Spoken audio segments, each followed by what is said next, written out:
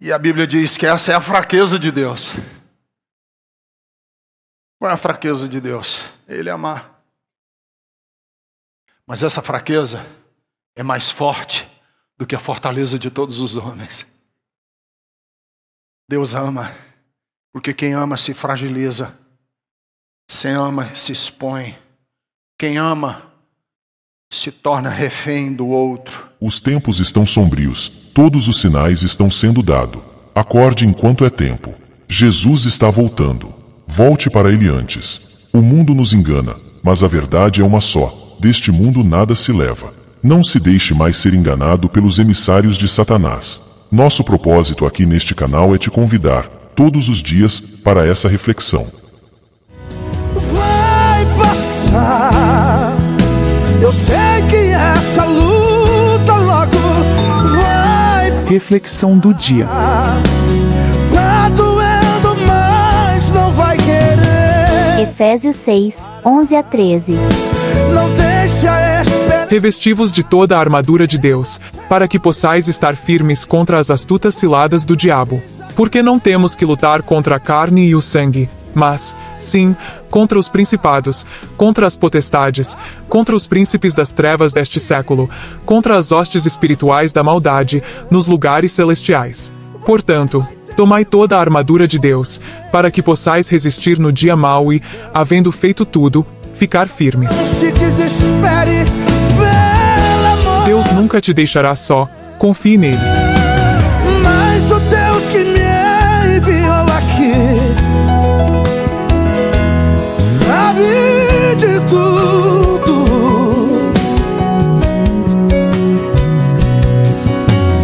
Ele me mandou falar que vai mudar seu rumo.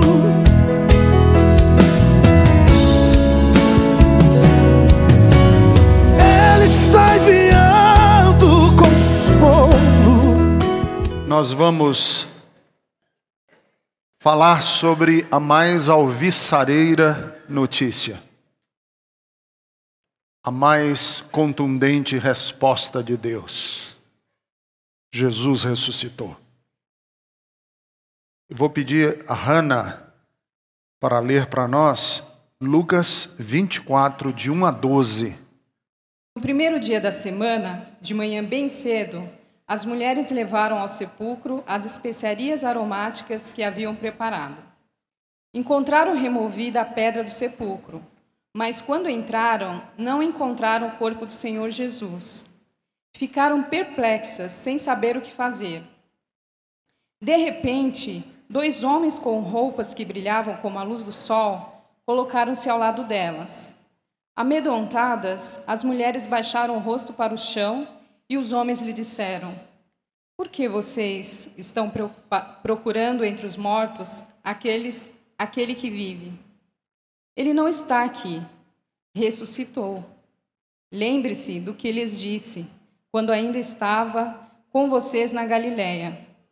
É necessário que o Filho do Homem seja entregue nas mãos de homens pecadores, seja crucificado e ressuscite no 3º dia. Então, se lembraram das palavras de Jesus. Quando voltaram ao sepulcro, elas contaram todas essas coisas aos 11 e a todos os outros. As que contaram essas coisas aos apóstolos foram Maria Madalena, Joana e Maria, mãe de Tiago, e as outras que estavam com elas. Mas eles não acreditaram nas mulheres. As palavras delas lhes pareciam loucura. Pedro, todavia, levantou-se e correu ao sepulcro. Abaixando-se, viu as faixas de linho e mais nada. Afastou-se e voltou admirado com o que acontecera. Obrigado. Deus bendito e santo, que hoje pela manhã, na meditação que fazemos sobre a cruz, sobre a manhã mais especial e rica da nossa história de fé, a manhã em que o Senhor ressuscitou. Que a nossa meditação traga vida, traga esperança, traga ânimo, traga um novo brilho aos olhos daqueles que estão com a vida embaçada. É o que eu te peço em nome de Jesus. Amém. A Carta dos Direitos Humanos da ONU é do século XX. Aliás, o conceito de direitos humanos é do século XIX. Mas ela só foi realmente redigida no século XX. E faz parte hoje do acordo de civilização de várias nações do mundo. Porque na Carta dos Direitos Humanos são preservados os direitos de todo indivíduo, homem ou mulher. É por isso que certas e determinadas práticas hoje são consideradas crime contra a humanidade. E existe um tribunal na Holanda, em Haia, que julga aquilo que é considerado crime contra a humanidade. Chacinas, tortura, escravatura, limpeza étnica, quando se mata um grupo étnico com o objetivo de acabar com ele, são considerados crimes contra a humanidade, crimes de guerra. Mas óbvio, quem sabe um pouco de história sabe que os crimes que eram cometidos no mundo antigo, inclusive na Idade Média, eram terríveis. Havia requintes de maldade em sessões de tortura. Havia torturadores profissionais. Havia carrascos que se especializavam na arte de fazer o outro sofrer e muitas vezes, antes de morrer, levá-los à loucura. A dor era tão atroz que a pessoa enlouquecia antes de morrer, de tanta dor e de tanto sofrimento. Havia vários tipos de tortura. Algumas pessoas eram amarradas em camas e eram esticadas, com os braços e as pernas amarrados, eram esticadas até os braços se romperem, até a coluna vertebral se quebrar. Pessoas eram empaladas. O rito do empalamento era terrível. Muitas vezes metiam-se estacas, cabos de vassoura pelo ânus até sair pela boca. E as pessoas morriam de forma terrível, com requintes mesmo de maldade. E uma das formas de matar era através da crucificação. Era a forma que os romanos exemplarmente matavam os transgressores do império. Quando alguém transgredia as leis do império, os romanos eram implacáveis. Houve um levante de escravos liderado por um certo Espartago. E esse levante de escravos contra o Império Romano foi esmagado pelo poder romano. E eles crucificaram tantos escravos que faltou madeira para fazer a cruz. Não havia madeira suficiente. Jesus foi crucificado. A cruz era precedida por um ritual macabro, que tinha razão de ser. O preso era amarrado a um poste de tortura, que era chamado do poste de tortura romano. As mãos amarradas como que abraçando o poste, as costas nuas. E um carrasco pegava um chicote de 12 pontas. Chamavam de flagellum. Nessas 12 pontas amarravam pedaços de pedra, cacos de madeira, pontas de lança, nas 12 pontas. E davam nas costas do que ia ser crucificado 40 chicotadas. O objetivo dessas 40 chicotadas era rasgar as costas do que ia ser crucificado. Para que quando ele fosse crucificado, ele não se apoiasse no poste da cruz e assim prolongasse a morte, ela fosse mais rápida. Só que muitas vezes nesse ritual de rasgar as costas do que ia ser crucificado de chicote, a pessoa morria no poste. E então, entre aspas, por um gesto de misericórdia, eles diminuíram as 40 chicotadas em uma. E eles falavam sempre que eram 40 chicotadas menos uma, 39 chicotadas. Jesus passou por esse ritual. Suas costas foram rasgadas.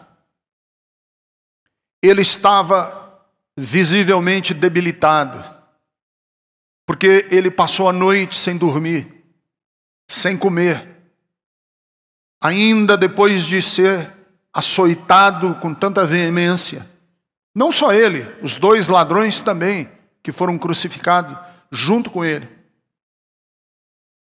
E ele tomou uma daquelas ruelas da cidade de Jerusalém, que para sempre agora serão conhecidas como Via Dolorosa. E foi para os arredores da cidade, para o lixão da cidade, o aterro sanitário da cidade, onde se jogava o lixo. E lá onde se jogava o lixo é que foram erguidas essas 3 cruzes. Por que era nesse lixão? Para que servisse de exemplo a todos os outros que não se insurgissem contra o império. Porque quem se insurgia, quem se levantava, quem se rebelava contra o império, receberia uma sentença igual. Jesus é crucificado, suas mãos são marteladas contra a trave da cruz, para fazer um deboche contra os judeus. Pilatos mandou escrever no topo da cruz uma placa: "Este é o rei dos judeus". O deboche não era com Jesus, o deboche era com os judeus, como querendo dizer: tá vendo, gentalha, tá vendo, povinho, o rei de vocês, onde é que ele foi parar? E claro, debilitado como ele estava, com as costas rasgadas, Jesus não subsistiu muito tempo. Por volta das 2, 3 horas da tarde, ele morreu. Essa morte foi um trauma, principalmente para os seus discípulos. Os discípulos estavam arrasados, porque eles tinham várias expectativas colocadas em Jesus. A primeira expectativa era messiânica. Os judeus imaginavam a chegada do Messias. Esse Messias com M maiúsculo na cabeça do judeu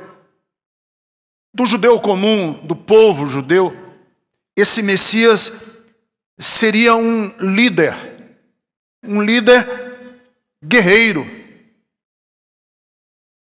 um político ungido de Deus.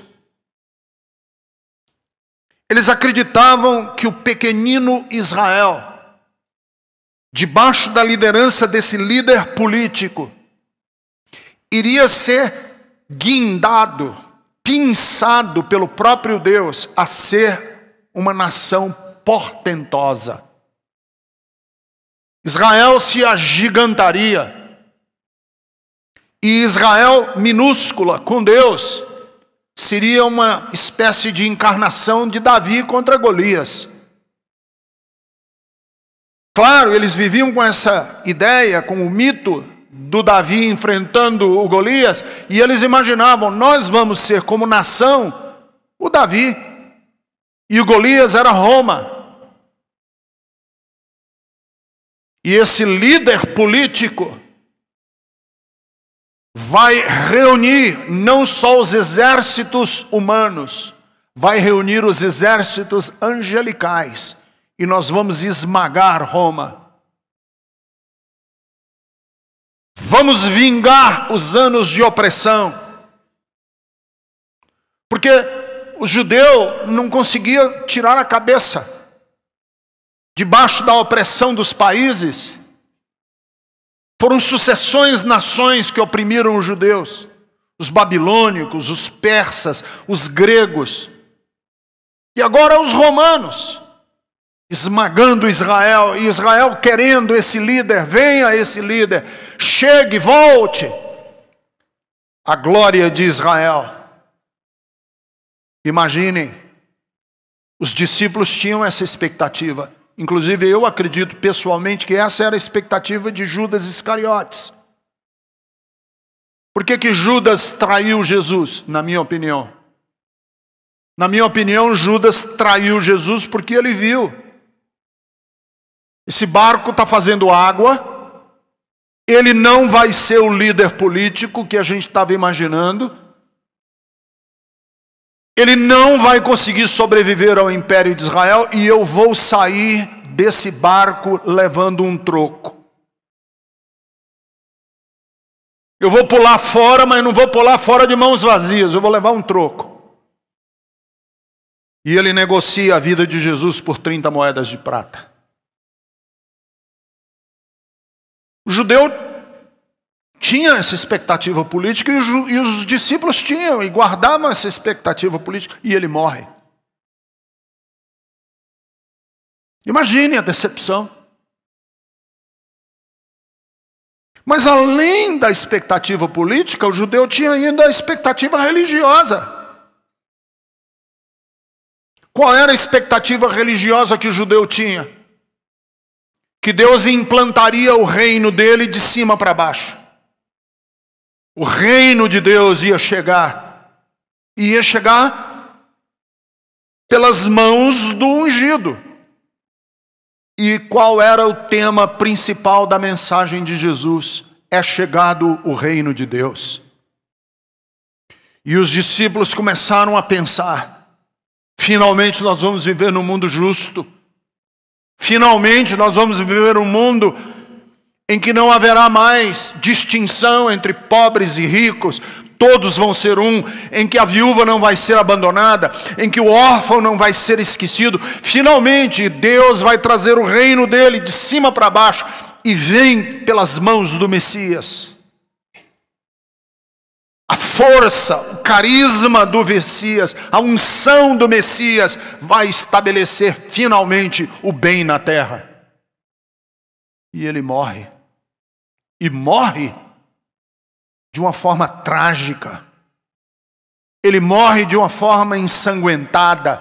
Ele morre de uma forma horrorosa. Ele morre no lixão da cidade. E por isso os discípulos estão num vazio. Porque cada um deles não apenas tinha expectativas políticas, cada um dos discípulos não tinha apenas expectativas religiosas, os discípulos tinham também expectativas pessoais. Claro, eles pensavam, finalmente nós vamos nos dar bem na vida. Porque se este homem for elevado à posição de rei, nós subimos junto. A gente sobe juntos. Juntos com ele, nós estaremos numa posição melhor. Ora, ele vai ter que distribuir ministérios, secretariado, ele vai ter que ter o seu entorno de auxiliares e vai ter chefe de gabinete, nós vamos subir juntos. Claro, eles tinham expectativas pessoais, por isso um abandonou o barco, o outro abandonou a sua coletoria de impostos, outro abandonou a família, e todos seguiram ele. E essa pergunta foi colocada para Jesus algumas vezes no ministério de Jesus, pela boca de Pedro, por exemplo, quando ele perguntou e disse: Senhor, nós abandonamos tudo para te seguir, o que que nós vamos ganhar? E ele morre. Não, eu fico imaginando o grau de desterro, de abandono, de tristeza, de decepção, de desilusão, de desencanto, de desespero da comunidade dos discípulos. Pedro, Tiago, João, Mateus. Como é que eles se sentem? Filipe, Bartolomeu, Judas, não Iscariotes, o outro Judas. Como é que eles estão? São 11.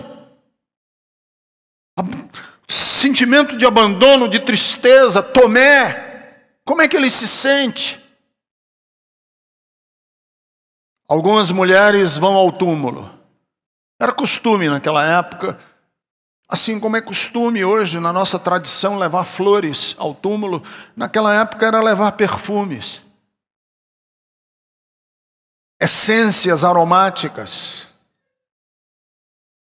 para aliviar o odor da morte, o desespero do corpo em decomposição. Mas os discípulos estão trancados numa sala, chorosos, tristes, pensando e perguntando-se mutuamente: o que é que a gente faz daqui para frente? Acabou tudo. Nós entramos num projeto que terminou em morte. E as mulheres saem também com esse mesmo clima de tristeza, de abandono, de luto.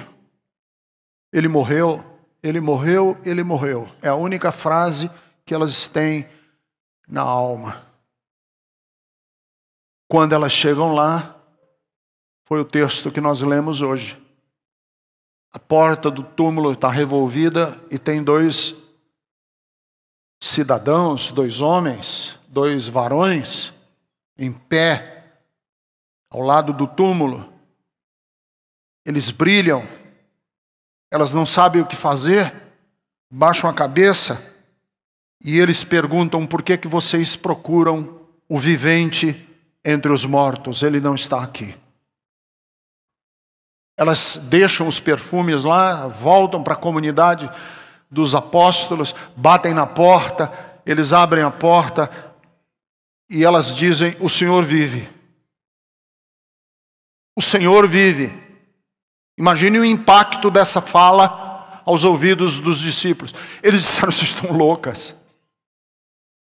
Nós vimos o seu corpo cianótico, as mãos arroxeadas, nós vimos o seu olhar baço, nós vimos ele ser envolto em lençóis, nós vimos Maria, sua mãe, naquela cena belíssima de Michelangelo, da Pietà, vimos a sua mãe segurando o seu corpo mole, flácido, no colo. Nós vimos as lágrimas de sua mãe. Mãe, não se engana, ele está morto.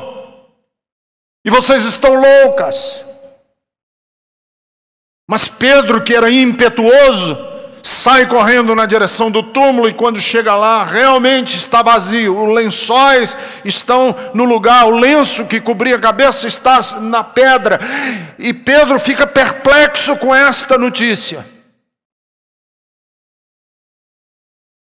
E esta notícia é a grande reviravolta na vida dessa comunidade dos apóstolos. Dali, homens que eram amedrontados, acovardados, intimidados pela vida, pelo Império Romano, saem com autoridade e poder anunciando ao mundo: o Senhor vive. O Senhor vive, e o Senhor vive. E essa mensagem, o Senhor vive, conseguiu ser maior do que o próprio Império Romano, porque César desapareceu, a dinastia de César foi carcomida pelo tempo, os bárbaros invadiram Roma, Roma desapareceu do seu esplendor, os séculos foram passando, impérios se sucederam, histórias foram tomando conta, novas formas de opressão e de poder foram, mas essa fala da comunidade cristã varou os séculos e os séculos e os séculos, e chega a nós hoje, no século 21, a mesma fala: o Senhor vive. Aleluia.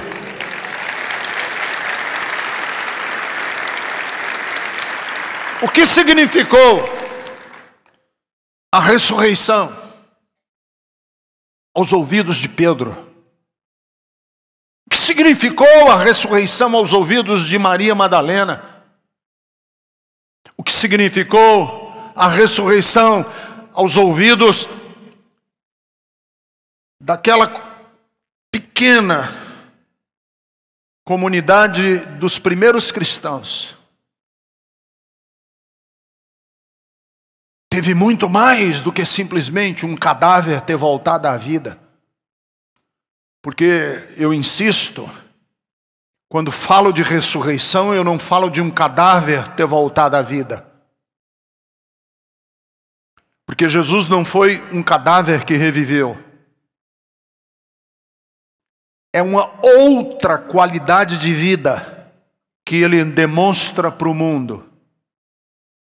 É outra, é o mortal que se revestiu da imortalidade. Que um cadáver que volta à vida morre de novo. Lázaro viveu, mas morreu de novo. Ele é outra qualidade de vida. Tanto que ele aparece num lugar, depois aparece no outro, depois entra por uma parede com as portas trancadas do quarto, depois surge no outro lugar, aparece aos discípulos e eles não reconhecem que é o Senhor. É outra qualidade de vida. O que é que significa essa outra qualidade de vida?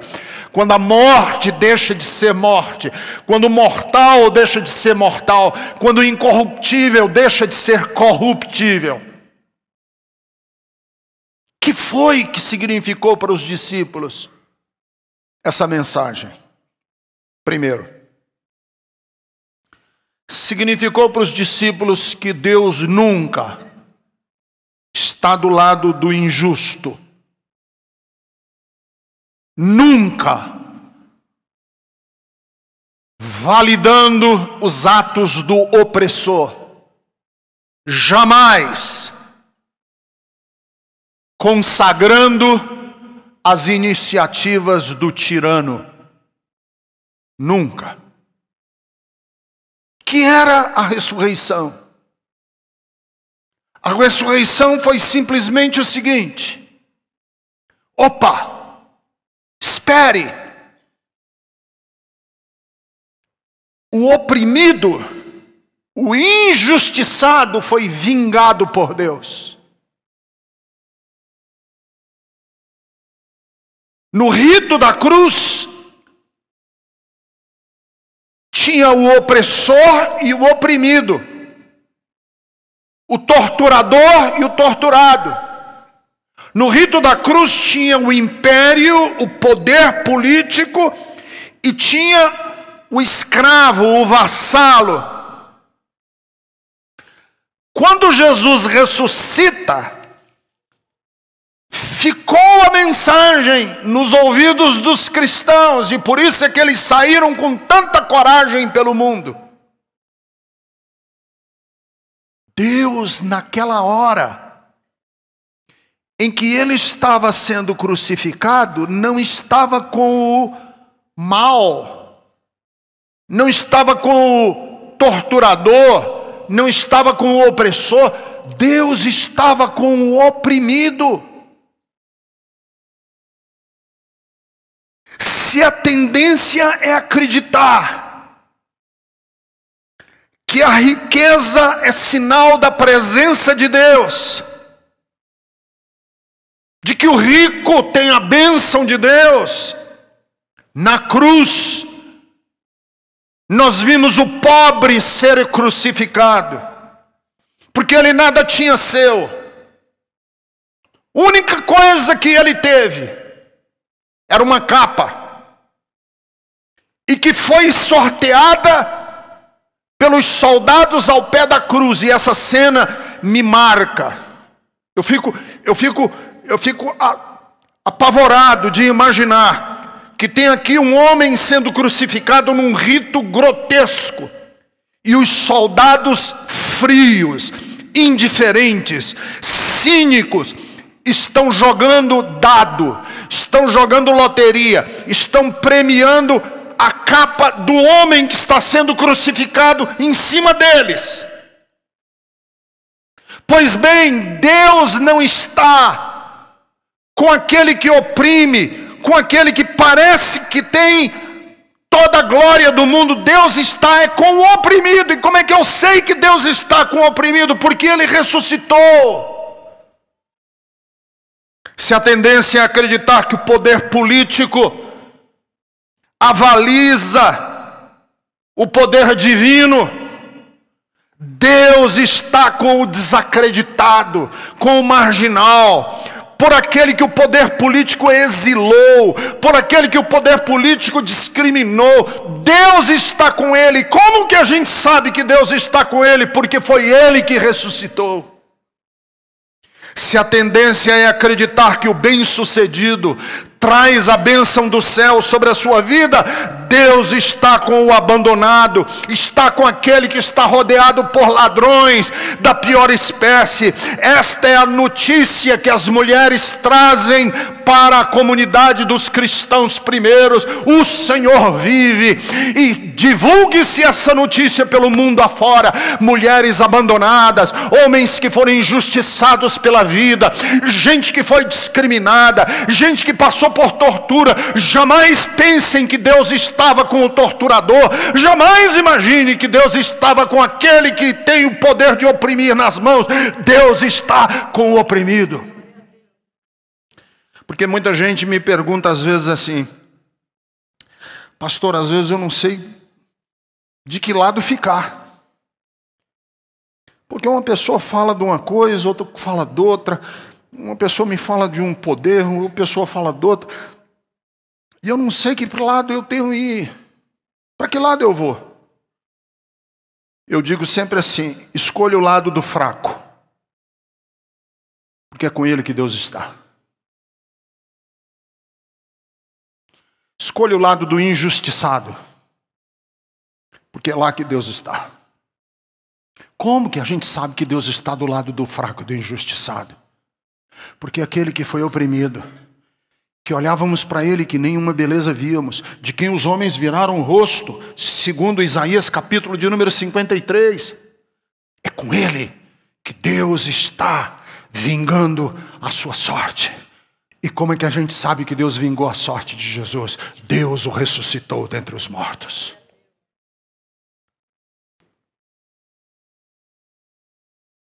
E essa é boa notícia para você que está aqui hoje. Você diz: pastor, minha vida, eu fui muito injustiçado desde a minha infância. Tem gente que foi injustiçada na infância. Bulinaram com você quando você era menina. Mexeram com você quando você era menino. E você não se conforma que alguém tenha usado você na sua inocência infantil. Você não se conforma. Você diz: como? Onde estava Deus? Deixa eu dizer, Deus não estava com aquele que estava abusando de você. Deus estava com você para dar para você um novo amanhã e um novo futuro. Teve gente aqui que foi abandonada. Você foi abandonado pelo seu marido, você foi abandonado pela sua mulher. E você diz: onde está Deus? Deixa eu lhe dizer, Deus não está com o que abandona, Deus está com o abandonado. Deus não está com o que trai, Deus está com o traído. Você diz: pastor, eu fui oprimido no meu trabalho. Deus não está com o opressor, Deus está com o oprimido. E você diz: como é que eu sei?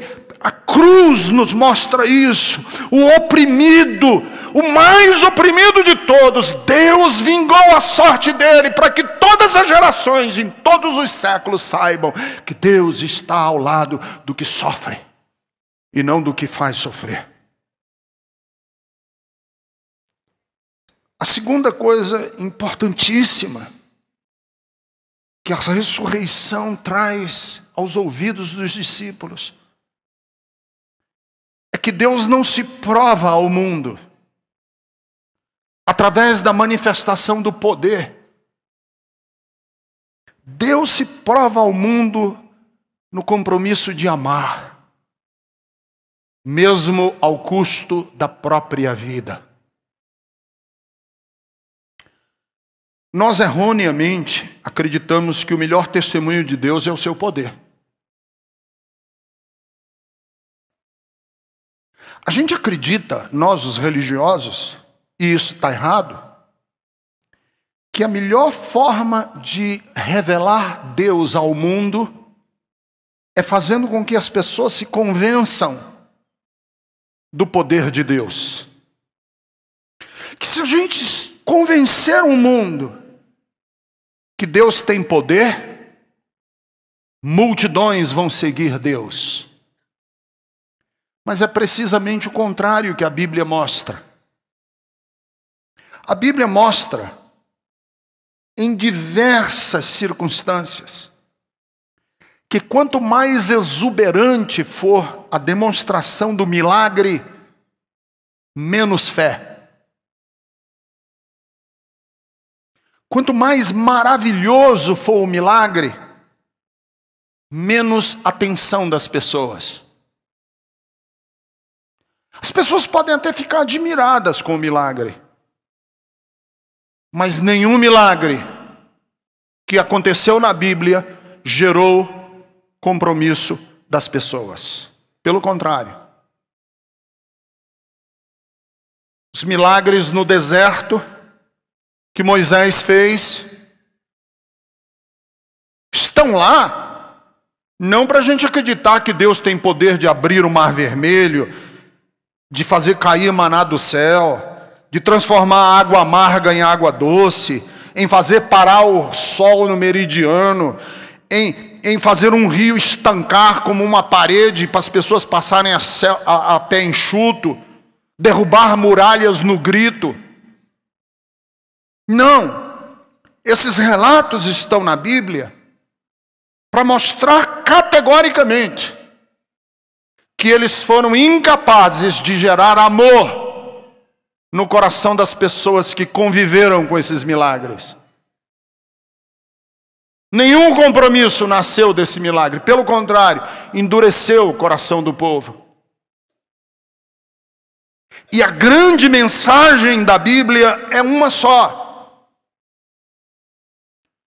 Se você não for convencido pelo amor, se você não se deixar atrair e cativar pelo amor, nenhum outro poder será suficiente para cativar você.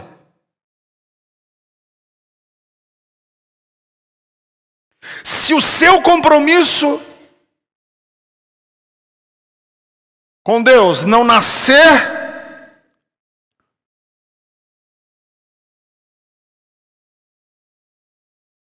de olhar para a cruz e dizer, não é possível que alguém tenha sido disposto ou tenha se disposto a morrer por mim. Então vejam, o Novo Testamento inverte a lógica da religião. Deus não quer mostrar que tem mais poder do que Baal. Deus quer mostrar que é diferente de Baal. Deus não quer mostrar que tem mais poder do que Zeus. Deus quer mostrar que é diferente de Zeus. E como ele mostra essa diferença? Na cruz. A cruz é a revelação maior do amor.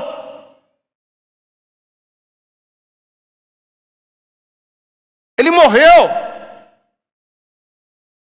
E aqui está o paradoxo cristão por excelência: Deus morreu. Isso é escândalo para uma mente racional grega que pensa em Deus como o absoluto. Deus morreu, os cristãos falaram. Isso aqui é loucura para uma mente judaica. Como que pode Deus morrer? A cruz é o momento de glória. A cruz é o momento de maior manifestação do Deus da Bíblia. Quero olhar para o Deus da Bíblia, não vejo um Deus cuspindo fogo no céu. Quer conhecer o Deus da Bíblia, não olhe para um Deus fazendo malabarismos celestiais, com cenas Spielbergianas de demonstração de poder e de milagre. Quer conhecer o Deus da Bíblia, olhe para o Calvário. Deus estava em Cristo. A Bíblia Sagrada nos diz nas palavras de Paulo.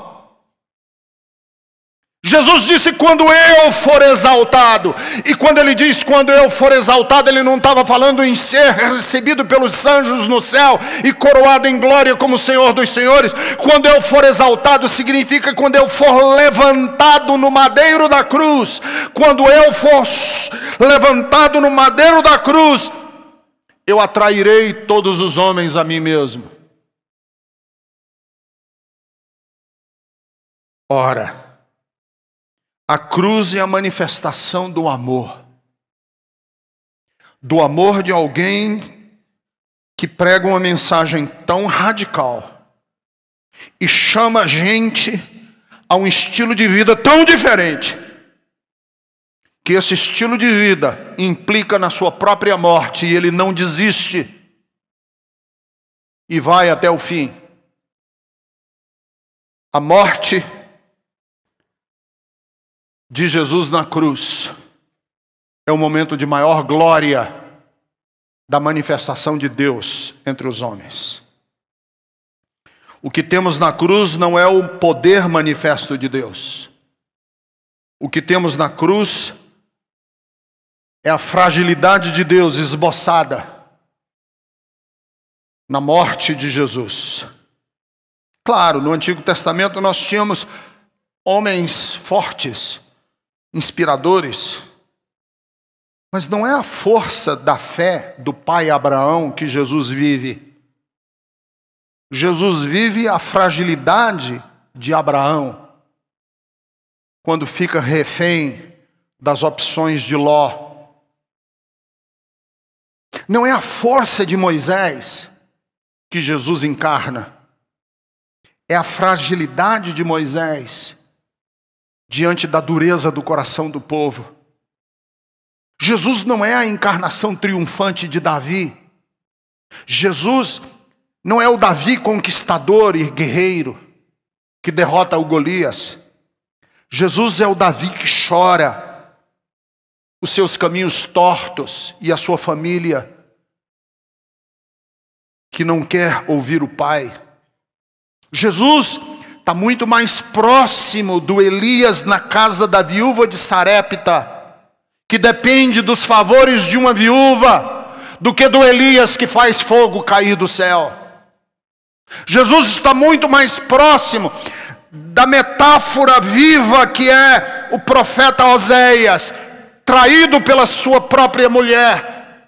Porque ele se sente traído por Jerusalém, chora sobre Jerusalém, dizendo: quantas vezes, Jerusalém, eu quis te atrair, como a galinha atrai os pintinhos para debaixo das asas, e tu não quiseste.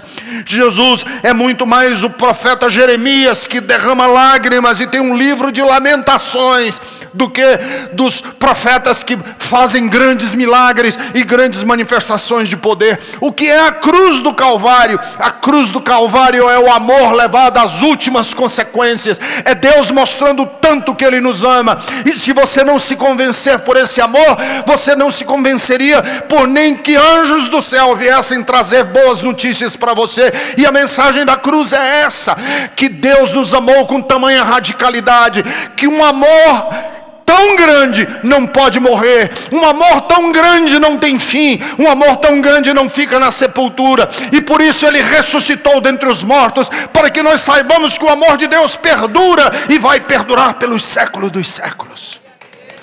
Aleluia. Deus ama. Essa é a mensagem. E a Bíblia diz que essa é a fraqueza de Deus. Qual é a fraqueza de Deus? Ele amar. Mas essa fraqueza é mais forte do que a fortaleza de todos os homens. Deus ama, porque quem ama se fragiliza. Quem ama se expõe. Quem ama se torna refém do outro. Quem ama cria necessidades. Um Deus que não tem necessidade é o Deus absoluto e poderoso dos gregos, que não precisa de nada. O Deus da Bíblia precisa que os seus filhos estejam com Ele, porque Ele ama. E Ele quer bem. A sua vida é cara para Deus. Pastor, como é que eu sei que a minha vida é cara para Deus?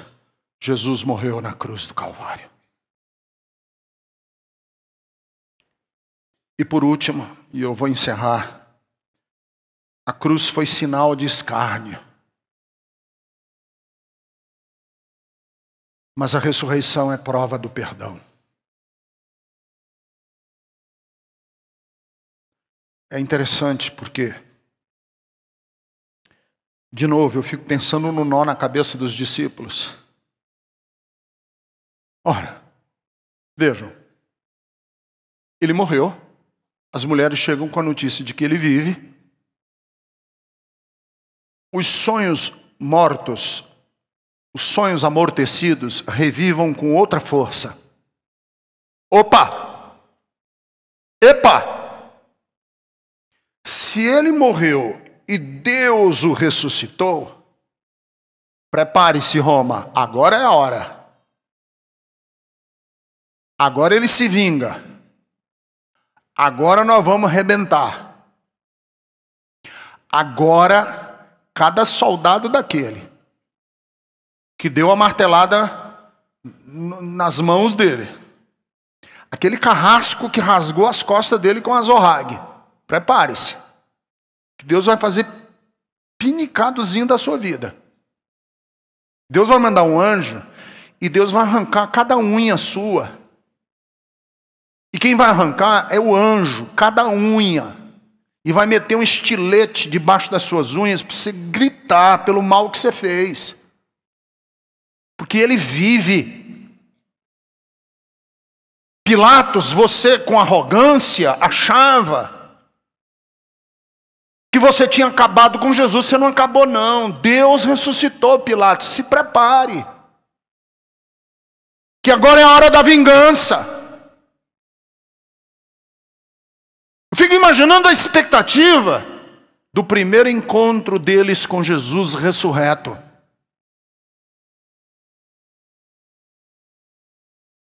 E Jesus passa os 40 dias na terra, ressurreto, e nenhuma vez Ele usou de vingança. Nunca sequer cogitou a possibilidade de pisotear os inimigos. Ele está coberto de glória, porque Ele já não é mais mortal. O mortal se revestiu da imortalidade. Mas Ele não se vale da glória de ser ressurreto para tripudiar ninguém, sequer Pedro. Vocês se lembram da primeira fala de Jesus com Pedro? Fico imaginando o medo de Pedro. Nossa, que mico, como vai ser? Como é que eu vou conversar com ele? O que é que eu vou dizer? Eu traí, eu neguei, eu hesitei, eu que era o mais cheio de bravata, eu que vivia falando pelos cotovelos, fui a maior vergonha. Ele vai olhar para mim e vai dizer: Pedro, que vergonha, Pedro. E a primeira fala dele para Pedro é: Pedro, tu me amas? Tu me amas? Nada de passar nada limpo, nada de tripudiar ninguém, nada de escorraçar ninguém. É de animá-los para a vida e dizer: vão, porque agora a bola está com vocês, é necessário que eu vá. E ele sobe, Deus o leva e o toma para si. E os discípulos não estão mais com aquele sentimento de perda, porque durante 40 dias ele os anima para a vida. E os anima para a vida sem sentimento de vingança, sem ódio, sem ressentimento contra os torturadores e contra a cruz. E esta é a mensagem da ressurreição para você que está aqui. É esse o espaço que nós queremos criar na nossa sociedade, no mundo que vivemos, que é possível tocar a vida sem ressentimento, sem rancor, sem iracundismo.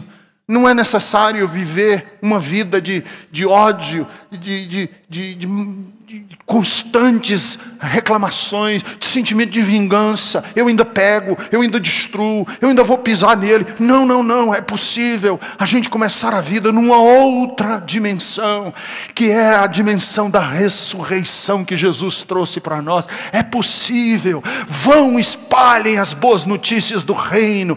E os discípulos tomaram essa mensagem e saíram espalhando pelo mundo inteiro: o Senhor vive, o Senhor vive. Não vamos fundar um mundo político, não. Nós não temos aspirações políticas de estabelecer um reino, império sacrossanto, não. Nós vamos estabelecer pequenas comunidades de homens e de mulheres que se querem bem e que mostram ao mundo que o amor de Deus acontece na vida, porque foi na vida de Jesus que nós experimentamos o amor de Deus. Deus não escreveu amor no céu, nem mandou anjo para nos amar. Deus se fez gente e mostrou que é através de gente que o amor dele acontece no mundo. Por isso é que João entendeu a mensagem e disse: todo aquele que ama é nascido de Deus, porque Deus é amor. E assim nós construímos uma outra sociedade. Não é preciso humilhar Tomé, que duvidou.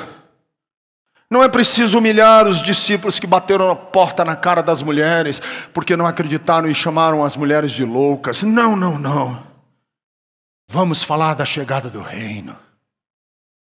Do reino que acontece no coração de homens e de mulheres transformados pela vida de Jesus. E os discípulos estão trancados num quarto. Depois da notícia, a porta está trancada. Eles estão apavorados. Eles não sabem juntar A com B. Eles não estão conseguindo somar 2 com 2. Estão confusos, estão perdidos. E Jesus entra no quarto e ninguém sabe como ele está lá. E Jesus diz: paz seja com vocês. E sopra sobre eles o Espírito Santo. E aquele dia, aquela hora em diante, homens medrosos, tímidos, covardes, se tornam homens impetuosos. Mulheres que estavam sem saber o que fazer da vida agora, são mulheres que se transformarão na expressão encarnada de Deus entre nós. E esse é o chamado da ressurreição. E esse é o chamado que nós podemos ter numa manhã tão bonita como essa. O Senhor vive. Meus amigos e irmãos, as coisas mundanas, às vezes, nos faz sentir que estamos vivendo um mundo de felicidades. não nos deixam enxergar a realidade e ainda nos mantêm na escuridão. É preciso que alguém nos chame a atenção dessas coisas, que nos faça acordar para a verdadeira vida, vida essa, com Jesus. O momento de despertar é agora. Pare agora e pense nisso.